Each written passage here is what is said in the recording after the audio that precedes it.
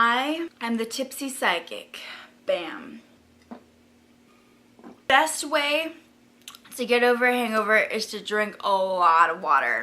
Like a crazy amount of water. I drink this much water like every 2 hours when I've had a lot to drink the previous night because your body needs to be hydrated or something like that. Anyway, I feel like my body like just vacuums in the water because it gets so dehydrated after a long night. Today we're going to talk about the cusp of Aquarius and Pisces. It's also known as the cusp of sensitivity. Well, if you were born between February 16th and February 22nd, then you are born on the cusp of sensitivity, which is the cusp of Pisces and Aquarius. People born on this cusp are extremely compassionate and very sensitive people. In fact, they get consumed by sympathy. They are so caring. Often, caring too much can be their downfall because it makes them extreme procrastinators. They lose focus of where they're going or what they want to do with their life. They are really unorganized. They're extremely creative, and often artists are like that.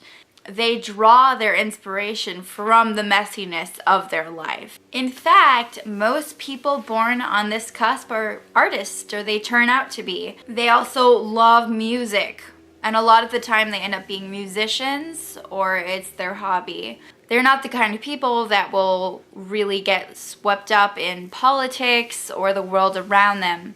They're more focused on their creativity and where their life is headed. They're very philosophical, except they don't really get to a point where they have a focus in life. They lack focus. They are dream seekers. They are always following their dreams, and at the same time, they come up with these wonderful creative ideas. They might not be the ones to like put those ideas into play, but if you're looking for a creative, magical idea, I would go to someone on the cusp of sensitivity. They have deep thoughts. So even though they're creative and caught up in their own little worlds, they end up going out a lot and socializing because it's the way that they relieve stress. So it's weird because they're kind of introverted, but at the same time they need to be around people to kind of get away from their minds. They'll end up putting their time and effort into social gatherings instead of really focusing on their life around them. It's part of the procrastination. The problem is that when they're socializing and they're trying to relieve stress, they often get caught up in drama and other people's problems because they're so compassionate,